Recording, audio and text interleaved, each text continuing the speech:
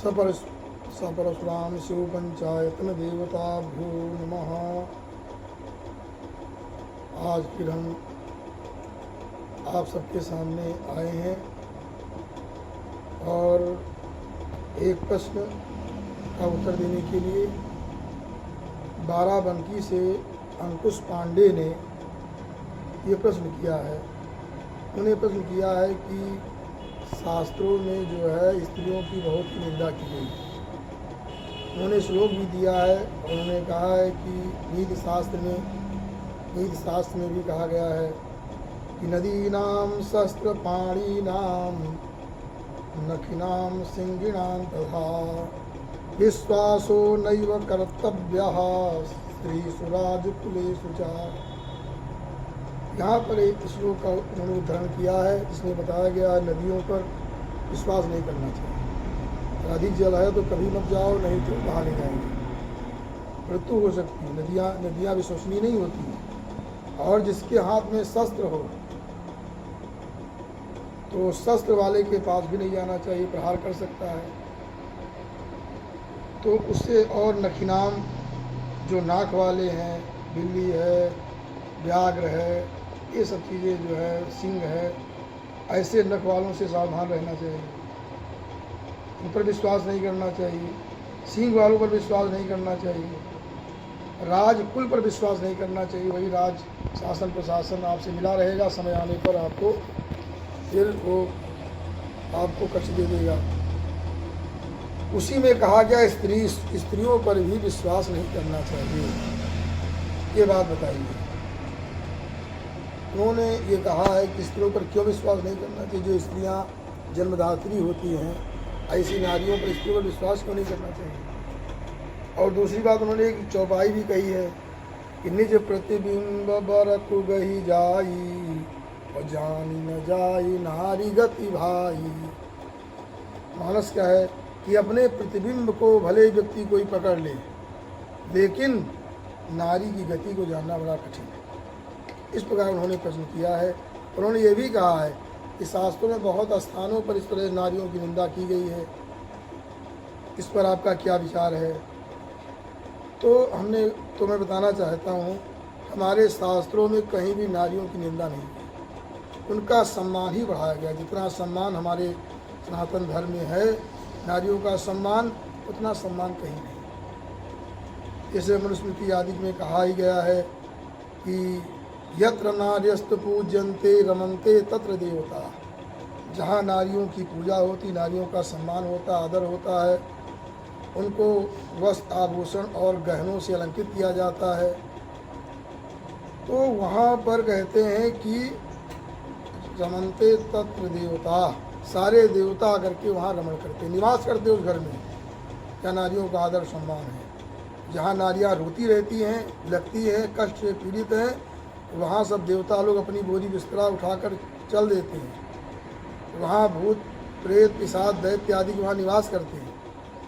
इसलिए नारियों का सम्मान हमारे ग्रंथों में इतने नहीं, सब जगह श्रीमद् भागवत में कहा गया है कि सर्वाश्रमान उपादाय स्वाश्रमेण कलत्रवान व्यसनार्णवमत्तेति जलयान यथार्णवम्। श्रीमद् भागवत में कहा गया, कश्यप जी ने कहा है, जैसे जलयान माने नौका के द्वारा व्यक्ति जो है अपना नाविक जो होता है नाव चला कर ले जाता है और उस पर न जाने और लोगों को बैठा लेता है, सबको पार कर देता है, अपना भी पार हो जाता है। उसी प्रकार से जो स्त्री होती है नौका के समान है और पुरुष जो है स्त्री रूपी नौका के साथ वो अपना भी पार लगता है और लोगों को भी पार करा देता है। नाव में बहुत लोग बैठ जाते हैं, पार हो जाते हैं। कहने का भाव ये है कि स्त्री जो है वो जो और भी आश्रम है, चाहे ब्रह्मचर्य हो, वानप्रस्थ हो, सन्यासी हो, इन सब को अन्न जल दे करके उनकी क्षुधा तृषा को निवृत्ति करके उनके भूख प्यास रूपी कष्ट को दूर करके गृहिणी जो होती है वो सबका कल्याण करती है। और वो जो है इस संसार सागर से और दुख के सागर से स्त्री पार करती है। जहाँ स्त्री नहीं होती हैं वहाँ पर दुख का सागर होता है। स्त्रियां ऐसी होती हैं जो दुख के सागर को पार लगा देती हैं, सारे कष्टों को दूर कर देती हैं, वो स्त्रियां होती हैं। भगवती सीता जी ने भी यही कहा था कि हमारे पति कष्ट, उन पर कोई कलंक ना हो, कोई आक्षेप ना हो, मुझे जो है रहना यहाँ ठीक है, मन में रहना ठीक है। तो कहने का भाव ये है कि नारियों को हमारे यहाँ बहुत बड़ा सम्मान है, क्योंकि अन्नादि वही सबको तारती हैं। तो और ये इतना ही नहीं, और भी कहा गया है शास्त्रों में कि गोभिर विप्रैश्च वेदैश्च सतीभिः सत्यवादिभिः अलोभिर्दानशीलैश्च सप्तभिर्धार्यते मही। उसमें 7 लोग पृथ्वी को धारण करते हैं। उसमें जो है कहा गया है गाय, विप्र और वेद, उसके बाद आया सती नारियाँ, सत्यवादी, अलुभ, दानशील, 3 इधर 3 उधर। पहले गाय है, फिर ब्राह्मण है, फिर वेद है, और बीच में आ गई सती, 3 इधर हो गए, फिर सती नारियाँ, फिर उधर 3 उधर हैं, सत्यवादी, अलोभी और दानशील, 3 इधर 3 इधर, और बीच में स्त्री। ये 7 लोग जो होते हैं पृथ्वी को धारण करते हैं। पृथ्वी को बीच में रखा गया, 3 अगल 3 बगल, मुख्य जो बीच में होता है उसको मुख्य माना जाता है। स्त्रियां जो होती हैं वो पृथ्वी को धारण करती सती नारियां, उनकी ग्रंथों में हमारे यहाँ बहुत बड़ी महिमा बताई गई है। तो लेकिन अब और आगे जो यहाँ पर चर्चा आई है कि जो बताया गया है कि स्त्रियों की यहाँ निंदा की गई है, ऐसी बात नहीं। निंदा यहाँ कहने का अभिप्राय ये है जो दुष्ट स्त्रियाँ होती, कुछ दुष्ट स्त्रियाँ होती हैं, जैसे कैकेयी ने जो है दशरथ जी को धोखा दिया, धुंधुली ने आत्मदेव को धोखा दिया, क्या क्या कर डाला। ऐसे कुछ स्त्रियाँ होती हैं जो दुष्ट प्रकार की स्त्रियाँ होती हैं, उनके विषय में ऐसा कहा गया है उन पर विश्वास नहीं करना चाहिए।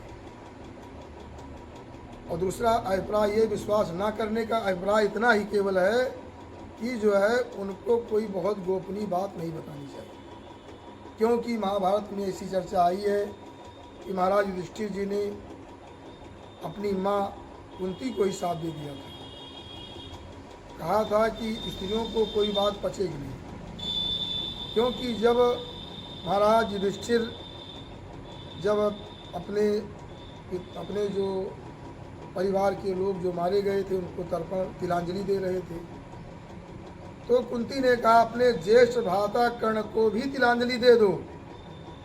उस समय कहा कि हमारा ज्येष्ठ भ्राता के हाँ ज्येष्ठ भाई थे। तो उस समय उन्होंने स्त्रियों को श्राप दे दिया था कि बहुत गोपनीय जो है वो चीज़ स्त्रियों को नहीं बताना चाहिए, वो किसी ना किसी से कह देती हैं। ऐसा वाल्मीकि रामायण में भी कहा गया, एक ही बात सब जगह आ रही, इस नाते ऐसा कह दिया गया। और दूसरी बात ये भी है कि ये जो ही बातें जो अनुचित कहीं, और दूसरी एक कारण ये भी है जहाँ जहाँ स्त्रियों की निंदा की गई उसका प्रयोजन निंदा नहीं है, उसका प्रयोजन ये है कि जो सन्यासी हैं, साधु हैं, वो लोग जो है स्त्रियों से दूर रहें, स्त्रियों के प्रति उनका वैराग रहे, आकर्षण ना हो, इस लक्ष्य को लेकर के स्त्रियों की निंदा की गई, समझ लो। और क्योंकि यहाँ तक कि श्रीमद् भागवत में लिखा है सन्यासी जो तपस्वी है, वैरागी है, वो सन्यासी जो है पैर से भी स्त्री, लकड़ी की स्त्री को पैर से स्पर्श ना करे, एकदम दूर रहे उससे।